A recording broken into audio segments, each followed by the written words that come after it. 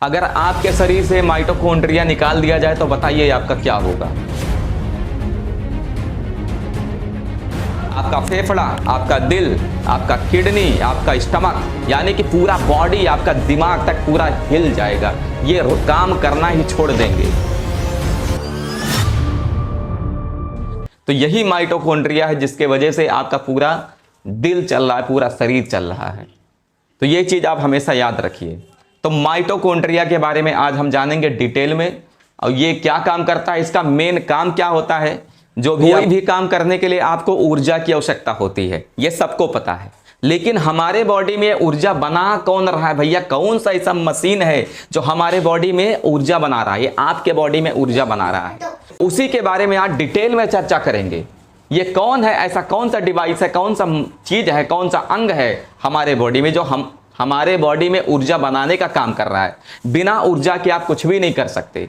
अगर उस चीज को निकाल दे जो ऊर्जा बना रहा है, तो बताइए आपका क्या होगा। आपका किडनी, आपका हार्ट, आपका लीवर, आपका स्टमक, यानी कि पूरा बॉडी, दिमाग तक काम करना छोड़ देगा अगर ये माइटोकॉन्ड्रिया अगर फेल हो गया तो।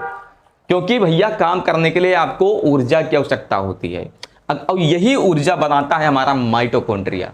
तो यही है महानुभाव, यही महानुभाव हैं जो हमारे बॉडी में ऊर्जा बनाने का काम करते हैं। और इनको दो चीज की आवश्यकता होती है, ऑक्सीजन और ग्लूकोज। ग्लूकोज दो चीज इनको दे दो और ये ऊर्जा आपके बॉडी में बना देंगे। तो इनका ख्याल रखना भैया बड़ी जिम्मेदारी है हम सबकी। यही मेन काम करवा रहे हैं पूरा। तो इनका नाम है माइटोकॉन्ड्रिया। हमारे बॉडी में कितना होता है, कहाँ कहाँ पे होता है, ये सारी चीज आज हम जानेंगे इस वीडियो में। और उसके बाद में इनका फंक्शन क्या होता है, इन्हें power house of the cell कहा जाता है, ये भी आज आपको पता चलेगा। और इनको पावर हाउस कहा क्यों जाता है, ये भी आपको पता चलेगा। तो यहाँ पे आप ध्यान दीजिए। सबसे पहले इनका आज पूरा चैप्टर खोलते हैं, सारा का सारा इंफॉर्मेशन इनके बारे में निकालते हैं भैया, जो कि हमारे बॉडी में ये बहुत ज़्यादा इंपॉर्टेंट काम हो, क्योंकि ये हमारे बॉडी में बहुत ज़्यादा इंपॉर्टेंट रोल प्ले करते हैं, बहुत बड़ी भूमिका है। हम चल रहे हैं, हम बोल रहे हैं, अभी देखो हम जीभ हमारी चल रही है, तो इसमें भी इन्हीं का बहुत बड़ा भूमिका है। एक बात आप जान के रखिए। तो सबसे पहले ये जानते हैं कि कौन से ऐसे महान व्यक्ति थे जिन्होंने इसका खोज किया, और वही आके बताए भैया कि हमारे शरीर में माइटोकॉन्ड्रिया नाम का एक चीज होता है, सेल ऑर्गेनेल होता है। ऑर्गेनेल किसको कहते हैं ये भी बताऊंगा। तो इसको कहते हैं सेल ऑर्गेन। तो माइटोकॉन्ड्रिया नाम का एक चीज होता है, वही हमारे बॉडी में जो भी एनर्जी बन रहा है, यानी कि ऊर्जा जो भी बन रही है, जो काम करने के लिए बड़ा ही आवश्यक होता है। तो वो महान साइंटिस्ट हैं कॉलिकर। कॉलिकर नाम के एक महान व्यक्ति इस धरती पर आए थे। कई सौ सालों पहले यहाँ पे कॉलिकर नाम के साइंटिस्ट का जन्म होता है। यही वो व्यक्ति हैं जिन्होंने माइटोकॉन्ड्रिया का खोज किया था। ये जो मैंने तस्वीर बना रखा है, आपको मैं साइड में दिखा देता हूँ ओरिजिनल तस्वीर जो मैंने आपको मैं साइड में एक अच्छा तस्वीर दिखा देता हूँ, वहां से आप जान जाइए कि ये माइटोकॉन्ड्रिया क्या होता है।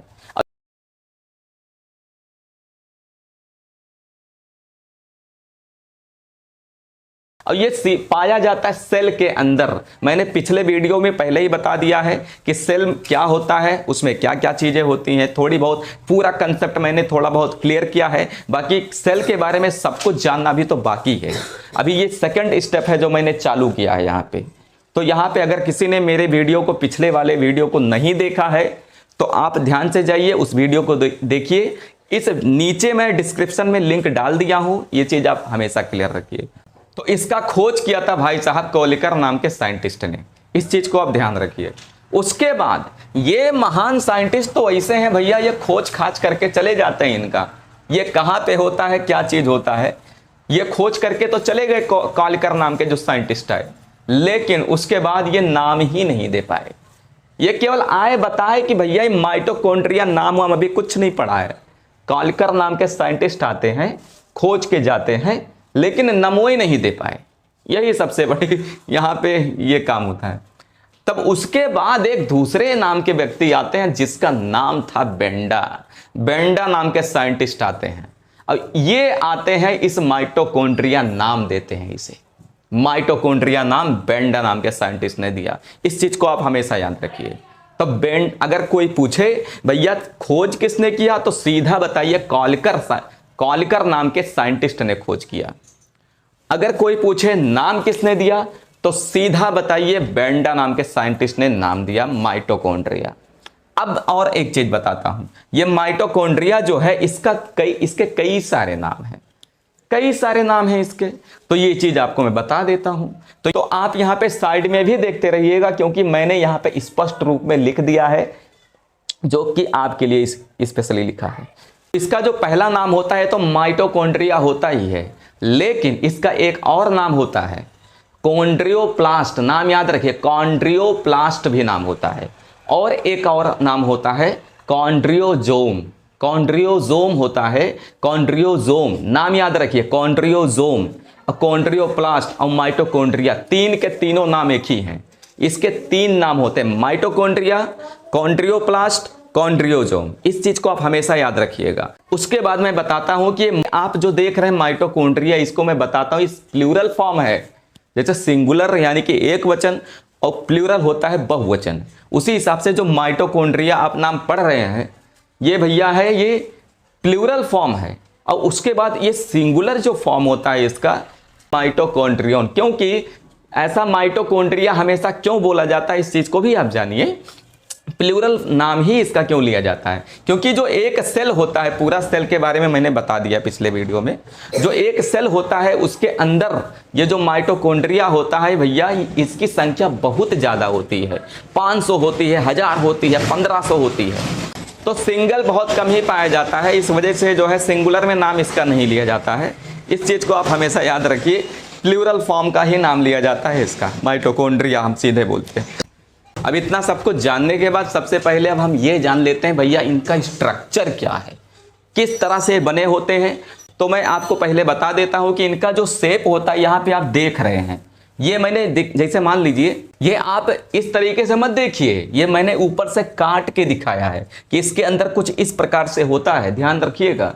ये कुछ इस प्रकार से नहीं है, तो आधा कटा हुआ है। जैसे मान लीजिए आप एक खीरा लीजिए और खीरे को ऐसे बीच से काट दीजिए, तो अंदर क्या क्या होते हैं, उसके सीड, उसका बिया, यानी कि उसका जो भी अंदर होता है लिक्विड, वो सारा का सारा चीज दिखता है। तो उसी तरीके से ये जो माइटोकॉन्ड्रिया है, मैंने काट के यहाँ पे थोड़ा सा इमेज तस्वीर बनाया हुआ है, ताकि अंदर जो है यहाँ से पूरा कटा हुआ है, अंदर क्या क्या है ये भी आपको स्पष्ट रूप में दिखाई दे। आप तस्वीर में एक बार देख लीजिए। उसके बाद अब इसके स्ट्रक्चर के बारे में बात करें भैया कि इसका स्ट्रक्चर कैसा होता है। तो यहाँ पे ये सिलिंड्रिकल होता है। जैसे आप खीरा देखते हैं, खीरा एक सॉसेज भी होता है। सॉसेज का मतलब क्या समझते हैं, मार्केट में आप जाएंगे, यहाँ पे तो आपके यहाँ गांव में उपलब्ध नहीं है, लेकिन सॉसेज होता है कुछ खीरा जैसे आप देखते हैं। खीरा कुछ इस शेप में होता है खीरा। तो यानी कि कुकुम्बर जो खीरा होता है उस हिसाब से इसी शेप में आप इसको देख सकते हैं। यानी कि जो एक बैगन भी होता है, यानी कि जो ब्रिंजल होता है, ब्रिंजल भी आप समझ सकते हैं, ब्रिंजल के शेप में ये पाया जाता है, लेकिन बहुत ज्यादा छोटे होते हैं। इनको आप ऐसे नहीं देख सकते, माइक्रोस्कोप चाहिए इनको देखने के लिए। तो ये आप समझ सकते हैं सिलिंड्रिकल यानी कि गोल गोल होते हैं। और दूसरी बात, ये किस शेप में होते हैं, तो आप सीधा बताएंगे कि जो एक कुकुम्बर होता है, खीरा जो होता है, उस शेप में होते हैं। सॉसेज शेप कई सारे किताबों में लिखा होता है, लेकिन कुछ गांव वाले बच्चे हैं तो सॉसेज नहीं समझ पाएंगे। तो यहाँ पे आप ध्यान से सुनिए कि खीरा आप यानी कि जो कुकुम्बर होता है उसके एग्जाम्पल में आप ले सकते हैं, तो उसी शेप में ये होता है। अब इसके बाद इसकी बात करते हैं भैया, इसमें मेम्ब्रेन कितना होता है, यानी कि झिल्ली कितना होता है। तो बाहर से जो ये आपको दिखाई दे रहा है, इसको हम लोग कहते हैं आउटर मेम्ब्रेन। ये पूरा जो मेम्ब्रेन आपको दिखाई दे रहा है, इसी को कहते हैं आउटर मेम्ब्रेन। यहां पे मैं लिख देता हूं आउटर मेम्ब्रेन, ठीक है। ये हुआ आपका आउटर मेम्ब्रेन। उसके बाद एक अंदर भी मेम्ब्रेन होता है। ये जो आपको दिखाई दे रहा है ऐसे घुमावदार है, ये थोड़ा फोल्डेड होता है। फोल्डेड यानी कि थोड़ा सा मुड़ा हुआ है, फोल्ड है। लेकिन एक बात बहुत बड़ी इंफॉर्मेशन आपको बता रहा हूं, ये बाहर जो झिल्ली लगी हुई है, झिल्ली यानी कि जो कबर लगी हुई है, इससे ये बड़ा होता है इनर मेम्ब्रेन। इनर मतलब जो अंदर है। आउटर जैसे भैया आप इनर पहनते हैं, ठंडी के समय इनर पहनते कि नहीं पहनते हैं, तो अंदर होता है इसलिए उसको इनर बोलते हैं, और जो बाहर होता है उसको आउटर बोलते हैं। आउटर का मतलब ही बाहर होता है और इन का मतलब ही अंदर होता है। तो जो झिल्ली बाहर है उसको आउटर मेम्ब्रेन मतलब झिल्ली, और जो झिल्ली अंदर है इसको कहेंगे इनर मेम्ब्रेन। यानी कि सीधा आपको पता चल चुका है, नोट रखिए दिमाग में, इसमें डबल झिल्ली है। कितना भैया? डबल झिल्ली, पता हो गया। उसके बाद ध्यान से सुनिए, डबल झिल्ली है। अब ये झिल्ली जो है, इसके अंदर ये झिल्ली जो है, ये आउटर वाला मेम्ब्रेन यानी कि, और ये इनर मेम्ब्रेन, इसके बीच में एक स्पेस आपको दिखाई देगा। यहां पे जो स्पेस है इसको हम लोग भैया कहते हैं इंटर मेम्ब्रेन। इसको हम लोग कहते हैं इंटर मेम्ब्रेन स्पेस। यानी कि दो मेंबर के बीच का जो स्पेस माने खाली जगह होता है, उसी को कहते हैं इंटर मेम्ब्रेन स्पेस। तो यहां पे इस खाली जगह को हम लोग बोलेंगे इंटर मेम्ब्रेन स्पेस। यहां पे आपको पता हो गया। छोटा सा इंफॉर्मेशन और आपको मैं देता हूं। ये छोटा सा इंफॉर्मेशन क्या है, ध्यान से सुनिए। तो यहां पे जो आउटर मेम्ब्रेन होता है ये थोड़ा स्मूथ होता है। एग्जाम में क्वेश्चन आ सकता है भैया, माइटोकॉन्ड्रिया का कौन सा ऐसा मेम्ब्रेन है जो स्मूथ होता है? तो सीधा बताइए, बाहर यानी कि आउटर मेम्ब्रेन। बाहर वाला जो मेम्ब्रेन होता है थोड़ा सा स्मूथ होता है, स्मूथ नरम है, सॉफ्ट है।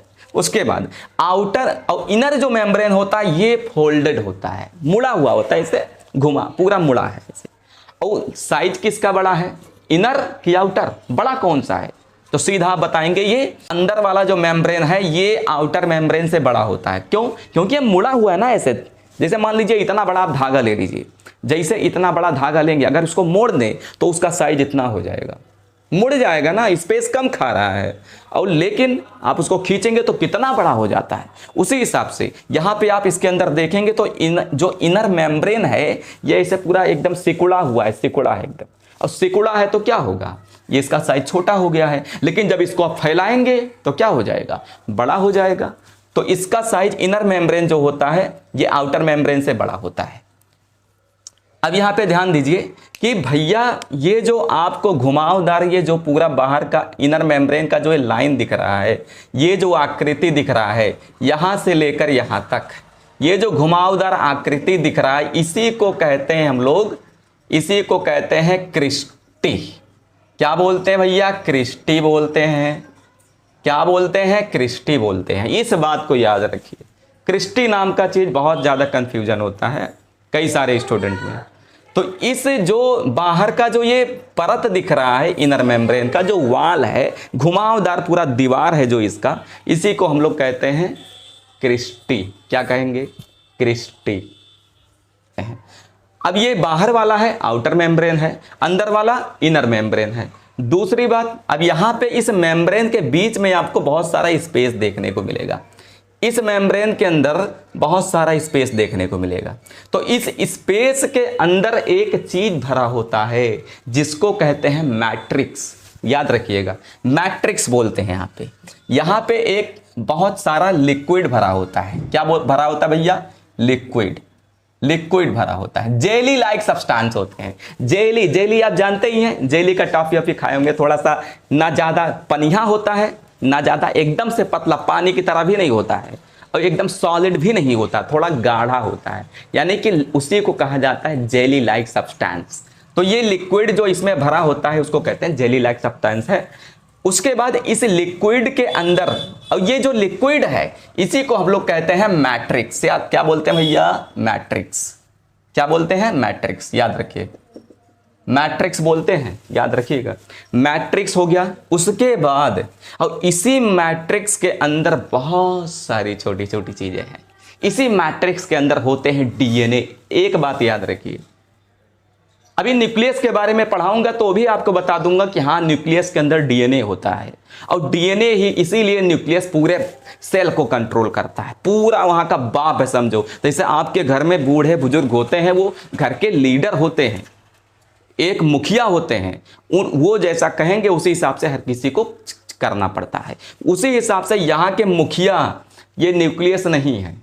सेल के अंदर न्यूक्लियस सब चीज को चलाता है, अपने हिसाब से चलाएगा, किसको क्या काम करना है, कैसा करना है, क्या चीज बनाना है, सब न्यूक्लियस कंट्रोल करेगा। लेकिन न्यूक्लियस इसलिए कंट्रोल करता है क्योंकि उसके पास डीएनए होता है, बाकियों के पास डीएनए नहीं है।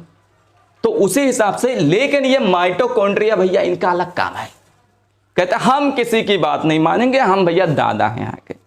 हमारे पास खुद का मुखिया है।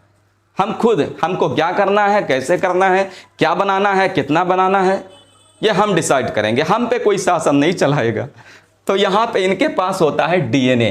ये जो आपको घुमावदार आकृति दिखाई दे रही है, जिसको कहते हैं हम लोग डीएनए, यही डीएनए है। तो यहाँ पे मैं नाम लिख दे रहा हूं डीएनए। ये होता है डीएनए। डीएनए मिल गया। अच्छा, एक बात और है, इसके अंदर आरएनए भी होता है। फिर याद रखिए, आरएनए भी है इसके पास। अब इसको प्रोटीन की भी आवश्यकता नहीं है। ले, इसके अंदर प्रोटीन आरएनए ही बनाता है। प्रोटीन आरएनए बनाता है, तो जो भी इसको प्रोटीन चाहिए होगा खुद बना लेगा। अरे इसको कुछ नहीं चाहिए। लीजिए आरएनए। तो कोई भी अगर एग्जाम में क्वेश्चन आया भैया कि भैया बताइए ऐसा कौन सा चीज है, ऐसा कौन सा ऑर्गेनेल है जिसके पास अपना खुद का डीएनए और आरएनए होता, तो सीधा बताइए माइटोकॉन्ड्रिया। क्या बताएंगे? माइटोकॉन्ड्रिया। यही वो माइटोकॉन्ड्रिया है जिसके पास ये खुद कितना एनर्जी बनाना है, क्या करना है, ये खुद डिसाइड करेगा। न्यूक्लियस के ऊपर डिपेंड नहीं होता है। लेकिन ये होता है कि कंप्लीटली ये डिपेंड नहीं है न्यूक्लियस के ऊपर। ये ज्यादातर अपना काम खुद ही कर लेता है, क्योंकि डीएनए इसको बता देता है। डीएनए सब कुछ बताता है कि क्या काम करना है, कैसे करना है, क्या चीज बनाना है, कैसे बनाना है। और आरएनए यहां पे काम कर देगा प्रोटीन बनाने का। मैसेंजर आरएनए यहां पे प्रोड्यूस होता है, उसके हिसाब से यहां पे आप देख सकते हैं। तो यहां पे जेल, अब फिर से थोड़ा सा रिवाइज कर लेते हैं कि यहां पे भैया आपके अंदर ये जो लिक्विड भरा होता है इसको कहते हैं मैट्रिक्स। मेम्ब्रेन कितने होते हैं? 2। आउटर मेम्ब्रेन और इनर मेम्ब्रेन। जो अंदर है इनर मेम्ब्रेन, जो बाहर है आउटर मेम्ब्रेन। उसके बाद 2 मेम्ब्रेन के बीच में जो स्पेस होता है, जगह होता है, उसको कहता है इंटर मेम्ब्रेन स्पेस। याद रख लीजिए, इंटर मेम्ब्रेन स्पेस। दूसरी बात भैया, यहां पे जो स्पेस, यहां पे लिक्विड जो भरा होता है, इसी के अंदर पाए जाते हैं डीएनए और आरएनए। याद रखिए, डीएनए और आरएनए। अब यहां पे देखिए, उसके बाद यहां पे देखिए, अब इतना सब कुछ तो आप जान चुके हैं। अब इसके फंक्शन के बारे में थोड़ा जानते हैं। काम क्या है, फंक्शन क्या है, इसका काम क्या है, ध्यान से सुनिए। तो इसका मुख्य जो काम होता है, सीधा आप जानिए, एनर्जी प्रोड्यूस करना। एनर्जी बनाइए, खाली एनर्जी बनाइए। तो इसका जो मुख्य काम होता है एनर्जी बनाना। तो यहाँ पे इसके फंक्शन के बारे में जानेंगे थोड़ा सा कि इसका फंक्शन क्या होता है। तो इसका जो फंक्शन होता है, सीधा आप एनर्जी बनाइए। एनर्जी बनाना सबसे बड़ा फंक्शन है। अब एनर्जी बनता कैसे, ये भी मैं बता देता हूँ। तो ध्यान से सुनिए। अब यहाँ पे, अब ये जो माइटोकॉन्ड्रिया मैंने यहाँ पे बड़ा किया था, इसको मैं यहाँ पे सेल के अंदर छोटा कर दिया हूँ ताकि आपको समझ में आ जाए। फंक्शन के बारे में सब पढ़ने जा रहे हैं, इस वजह से यहाँ पे आपको देखना जरूरी है कि इसके अंदर क्या क्या चीजें आएंगी और क्या क्या चीजें यहाँ से बाहर जाती हैं। ध्यान से सुनिए। तो ये जो सेल, ये पूरा आपका सेल है, एनिमल सेल है। एनिमल सेल के हिसाब से मैं समझा देता हूँ आपको। तो यहाँ पे ध्यान से सुनिए, ये जो माइटोकॉन्ड्रिया मैंने बना रखा है, एक चीज और याद रखिए, तो ये पूरे सेल के अंदर सेकेंड लार्जेस्ट ऑर्गेनेल होता है। इस चीज को आप याद रखिएगा, सेकेंड लार्जेस्ट ऑर्गेनेल, यानी कि दूसरा सबसे बड़ा ऑर्गेनेल है। न्यूक्लियस सबसे बड़ा होता है ये प्लांट सेल में, लेकिन भैया वैक्यूल सबसे बड़ा होता है। ये चीज मैं यहाँ पे एनिमल सेल के हिसाब से बता रहा हूँ, तो ये चीज आप ध्यान रखिएगा। तो दूसरा सबसे बड़ा ऑर्गेनेल अगर एग्जाम में पूछे कौन सा है, तो सीधा आप बताइए एनिमल सेल के अंदर माइटोकॉन्ड्रिया। दूसरे नंबर पे न्यूक्लियस सबसे बड़ा होता है।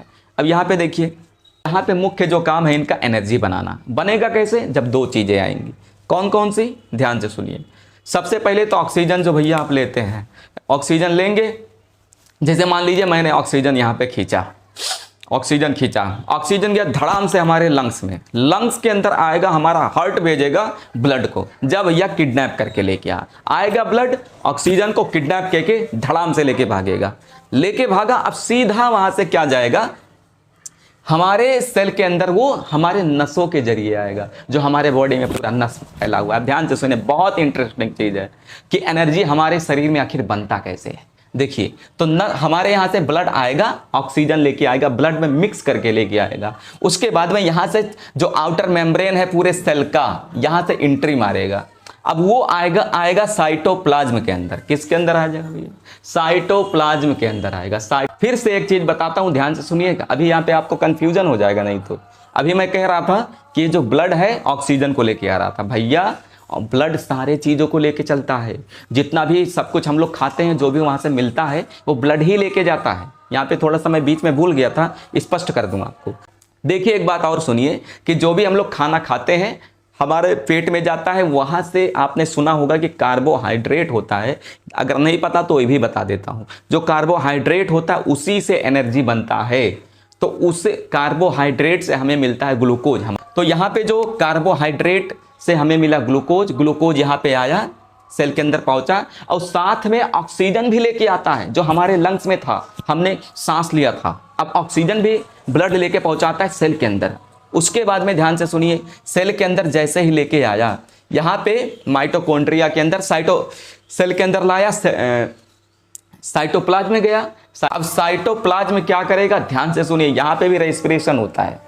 तो यहाँ पे जो ग्लूकोज यहाँ पे आएगा, ये जो साइटोप्लाज्म यहाँ पे लिक्विड पूरा भरा हुआ है, ठीक है। यहाँ पे ये पूरा एक जेली लाइक सब्सटेंस होता है। साइटोप्लाज्म नहीं पता तो कंफ्यूजन हो जाएगा, तो थोड़ा सा बता देता हूँ। जैसे मैंने अभी बताया था, इसके अंदर जेली लाइक सब्सटेंस भरा होता है, जो यहाँ पे स्पेस है।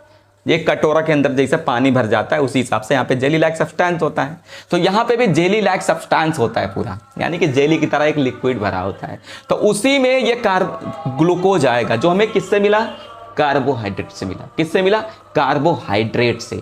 तो उसके बाद यहाँ पे ये जो साइटोप्लाज्म है ये भी ब्रेक डाउन करेगा, उसको और छोटे छोटे पीसेस में तोड़ देगा। तो वो ग्लूकोज जब यहाँ पे टूटता है तो कन्वर्ट हो जाता है पायरूवेट। पायरूवेट नाम के चीज में कन्वर्ट हो जाता है।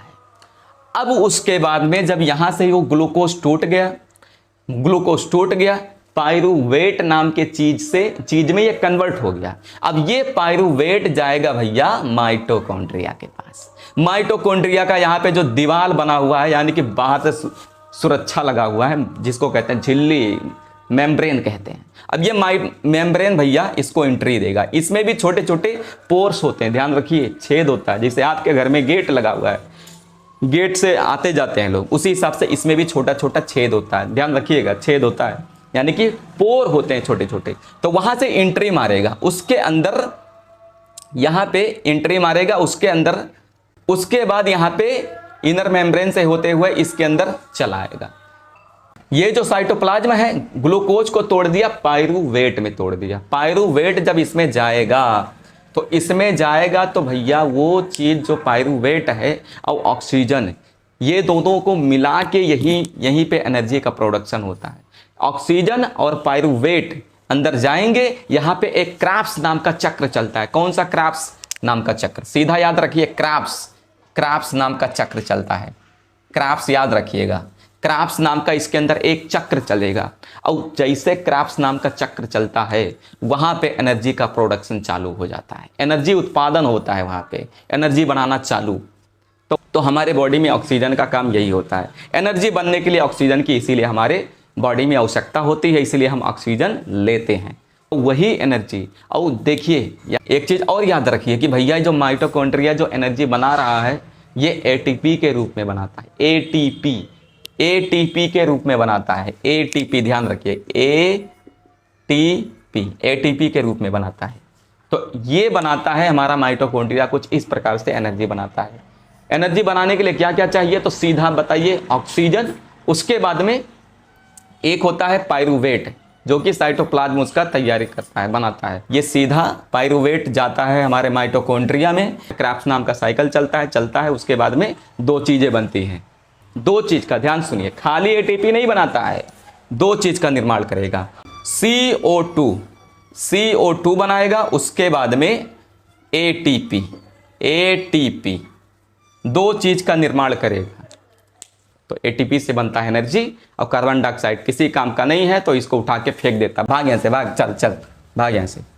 भैया जब सेल का यानी कि एनर्जी का जब निर्माण होता है तो यहीं पे कार्बन डाइऑक्साइड बनता है। ध्यान रखिए, कार्बन डाइऑक्साइड हमारे बॉडी में आया कहाँ से, यहीं से निकलता है। तो ये चीज़ आप ध्यान रखिएगा हमेशा, यहीं से कार्बन डाइऑक्साइड हमारे बॉडी में निकलता है। और आता है जब ऑक्सीजन देने आता है, ये हमारा ब्लड जो है ऑक्सीजन जब देने आता है तो कार्बन डाइऑक्साइड यहीं से उठा के लेके भाग जाएगा। और जब हमारे लंग्स में आता है ऑक्सीजन लेने ब्लड, बस वहीं पे कार्बन डाइऑक्साइड को पटक के भाग जाएगा। ऑक्सीजन को किडनैप करेगा, कार्बन डाइऑक्साइड को पटक के भाग जाएगा। तो वहीं पे जब हम सांस बाहर निकालते हैं, बस धड़ाक से हमारा जो कार्बन डाइऑक्साइड होता है वो बाहर निकल जाता है। फिर से ऑक्सीजन गया अंदर, सांस लिए, फिर से ब्लड आएगा, उठा के लेके जाएगा उसको। तो उसके बाद अब ध्यान से सुनिए, आपको थका लग जाता है कभी कभी भैया, कि आपका एनर्जी लॉस हो जाता है, कभी कभी आप चल ही नहीं पाते हैं, ज़्यादा देर आप काम करते हैं तो जितना भी आपका एनर्जी होता है धीरे धीरे ख़त्म हो जाता है। तब आप हांफने लगते हैं ऐसे ऐसे, अरे बाप रे एनर्जी नहीं है, शरीर में एनर्जी नहीं है, कम ही नहीं कर पा रहे हैं। भैया आपके यानी कि इस माइटोकॉन्ड्रिया के पास या तो ऑक्सीजन नहीं पहुँच रहा है, या तो आपने जो भी खाना खाया था, जो भी कार्बोहाइड्रेट आपको मिला था, वो सारा का सारा खत्म हो रहा है धीरे धीरे। और इस वजह से माइटोकॉन्ड्रिया के अंदर अच्छे से अब एनर्जी नहीं बन रहा है, धीरे धीरे एनर्जी बन रहा है भैया। इस वजह से आपको क्या लगता है, थका लगता है। अब जैसे ही आप धड़ाम से खाते हैं, खाने के बाद फिर से आपको वो आपके स्टमक में जाएगा, डाइजेस्ट होगा, डाइजेस्ट होने के बाद अच्छे से फिर से वहाँ पे ब्लड आएगा, उठा के लेके जाएगा, कहेगा माइटोकॉन्ड्रिया का पेट भर देगा, कहना ले भैया बना आप खटाखट एनर्जी। और एनर्जी जैसे बनाना चालू किया, धड़ाधड़ आपका क्या हो जाता है, एनर्जी फिर से बनने लगा, फिर से आप तंतना के एक्टिव हो जाते हैं। एक्टिव जैसे हुए फटाक से, यानी कि माइटोकॉन्ड्रिया आपका एक्टिव हो चुका है, ये एनर्जी और बनाने लगा ये। लेकिन एक बात और है कि ये एटीपी जितना इस्तेमाल करना होगा पूरा यूज कर लेगा, और उसके बाद अगर काम नहीं है एनर्जी, जैसे मान लीजिए कभी कभी क्या होता है, हम लोग खाए पिए रहते हैं लेकिन काम नहीं करते हैं, तो एनर्जी हमारे बॉडी के अंदर स्टोर रहता है। तो ये माइटोकॉन्ड्रिया एटीपी अगर यूज करना होगा तो उसको यूज करवा देगा, उसके बाद इसको स्टोर भी कर लेता है। इसका एक काम और है कि एटीपी को स्टोर करके भी रखता है, यानी कि एनर्जी स्टोर भी कर लेता है, जब काम पड़ेगा तभी बाद में जाके खर्चा करेगा उसको। दूसरी बात, तो यानी कि आपको पता चल चुका है कि भैया माइटोकॉन्ड्रिया का ध्यान रखना बड़ा जरूरी है। यही है गधा जो सब पूरा जो है, यही महानुभाव हैं जो हमारे पूरे बॉडी में एनर्जी का सप्लाई करते हैं, यही एनर्जी का हमारे बॉडी में निर्माण करते हैं। तो ये चीज़ आप ध्यान रखिए। अब यहाँ पे थोड़ा सा हम जान लेते हैं भैया कि अब माइटोकॉन्ड्रिया के बारे में कुछ की पॉइंट्स हम लोग जान लेते हैं, जो कि बड़ा ही इंपॉर्टेंट होता है। तो यहाँ पे आप ध्यान से देखेंगे, अब ये जो माइटोकॉन्ड्रिया होता है अलग अलग सेल में अलग अलग नंबर में पाए जाते हैं, किसी में बहुत ज़्यादा है, किसी में बहुत कम है। तो इस चीज़ को आप हमेशा याद रखिए, किसी में बहुत अधिक मात्रा में है, किसी में 500 है, किसी में 1000 में है। जैसे आप लीवर सेल की बात करें, लीवर सबसे ज़्यादा अच्छा काम कर रहा है, बहुत मेहनत करना पड़ता है बेचारा लीवर को। तो इसके सेल के अंदर, जिस सेल से हमारा पूरा लीवर बना हुआ है, एक सेल के अंदर ध्यान रखिए, एक सेल के अंदर 1000 से 2000 माइटोकॉन्ड्रिया एक सेल के अंदर होते हैं। और दूसरी बात जो आपका हार्ट है, जैसे हार्ट के अंदर, हार्ट का जो सेल है इसके अंदर 5000 से लेकर 8000 तक माइटोकॉन्ड्रिया होते हैं। इसको ऐसे ही मत समझिए, बहुत ज़्यादा संख्या में। यानी कि इसका मतलब क्या समझते हैं, और जो आपका दिमाग है, दिमाग के अंदर, दिमाग का जो सेल है, आपका जो दिमाग का सेल होता है, उसके अंदर 100 से लेकर 1000 तक सेल, किसी में 100, किसी में 200, 1000 ऐसे होते हैं। तो यानी कि हमारे दिमाग के किस पार्ट को कितना काम करना है, उसी हिसाब से वहाँ पे माइटोकॉन्ड्रिया की संख्या होती है। कितना एनर्जी, जितने ज़्यादा काम करेगा उतने ज़्यादा एनर्जी की आवश्यकता होती है। तो वहाँ पे क्या करता है, माइटोकॉन्ड्रिया की संख्या बहुत ज़्यादा होती है। तो या जैसे लीवर को बहुत ज़्यादा काम करना है, हार्ट को हमेशा धक धक धक धक धड़कते ही रहना है, तो यहाँ पे क्या होगा, माइटोकॉन्ड्रिया की संख्या यहाँ पे ज़्यादा होगी। ये तो होता है।